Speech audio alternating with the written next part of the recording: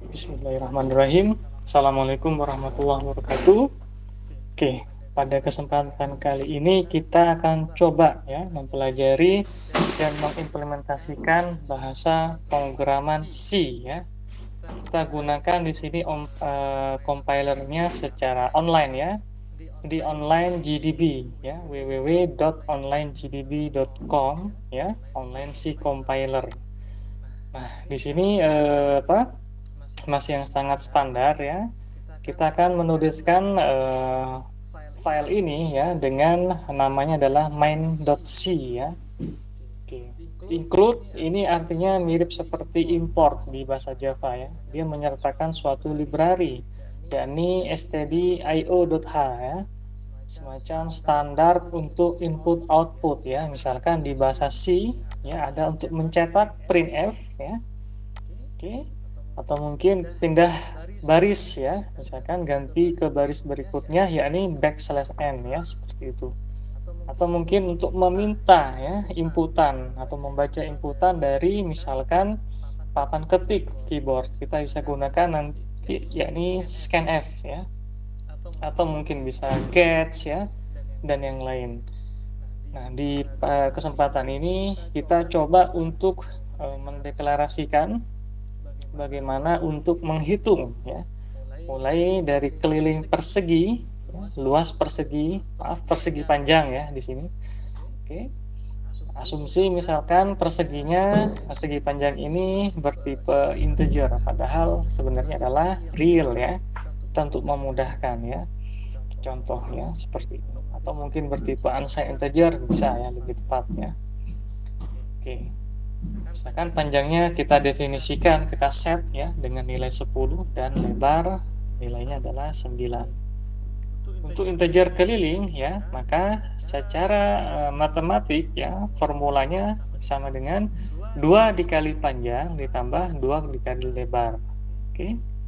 Nah, pada baris 9 kita hendak untuk mendeklarasikan ya keliling persegi panjang dengan panjang ya persen i. Nah, persen i di sini artinya untuk memberi tanda bahwa akan ada suatu nilai dari variabel dituliskan ya, dideklarasikan, dicetak di tempat persen i tersebut.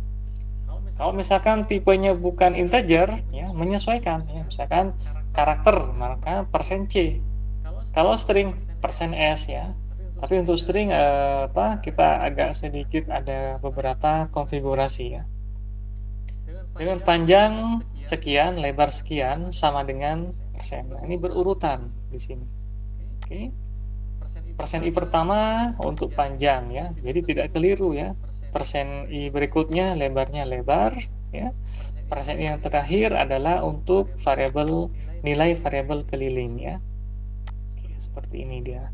Lalu jangan lupa di sini ada \n ya agar pindah ke baris bawahnya.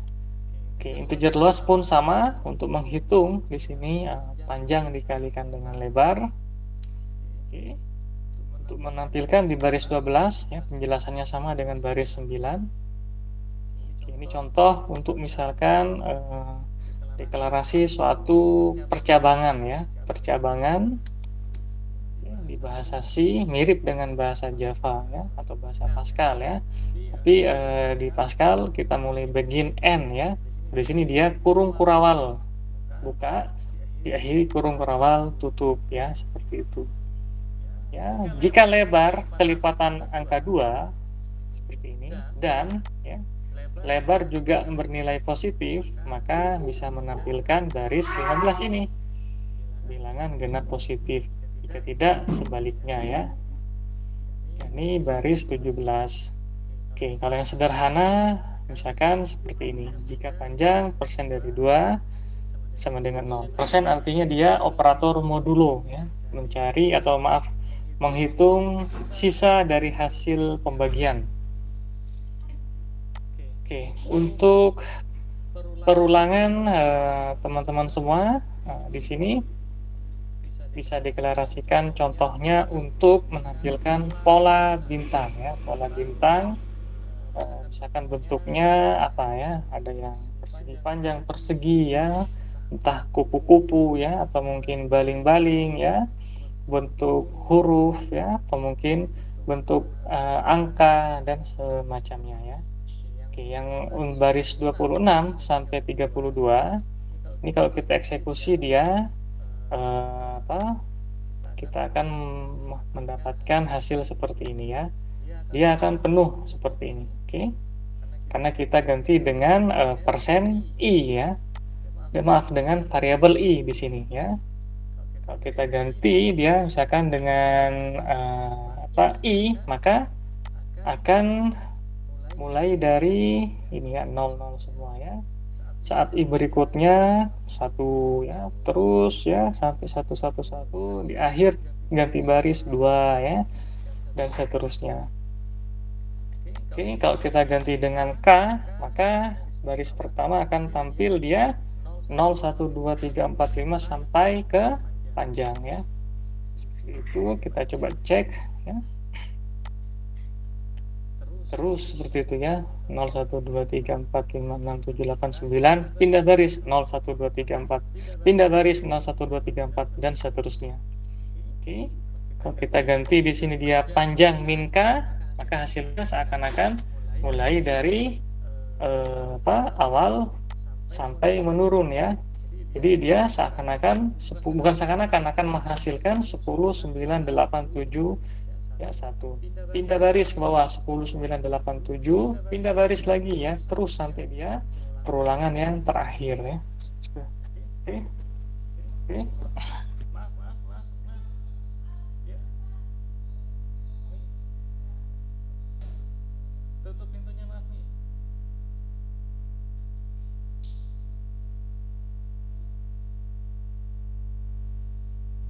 Oke. Jadi kalau misalkan kita bisa ganti dia dengan misalkan karakter bintang, maka akan tampil karakter bintang ya, seperti ini dia. Oke. Jadi menyesuaikan ya, karena kode program yang kita susun ya, kita instruksikan ke sistem, maka akan menghasilkan apa yang kita tulis ya. Seperti itu. Nah, kalau di bawahnya di sini ada pembaharuan ya, tapi sebaiknya kita bisa berikan indentasi dulu ya. Nah, seperti ini indentasi agak sedikit ke kanan ya, untuk memudahkan penelusuran ya, terutama saat menyusun kode program ya.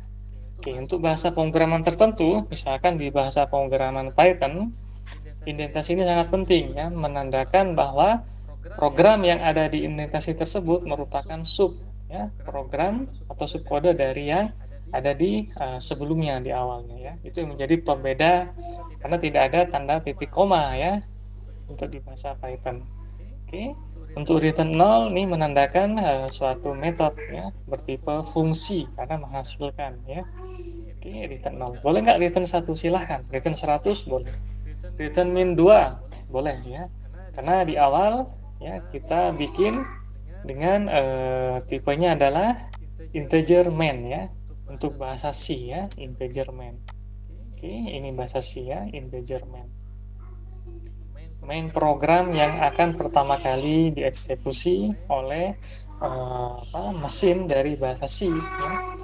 Oke, untuk bahasa C ya, saya kira cukup dulu sekian ya. Kita akan lanjut lagi di pertemuan berikutnya. Mudah-mudahan tetap semangat ya dan antusias ya. Mudah-mudahan semuanya bisa ya mempelajari bahasa pemrograman C ya, dan mengembangkan ke bahasa yang lain ya, Java, JavaScript ya, PHP, oke, atau mungkin yang sudah melibatkan beberapa pustaka ya, framework ya, atau mungkin yang lain ya. Oke, barangkali itu dulu ya. Kita akhiri. Assalamualaikum warahmatullahi wabarakatuh.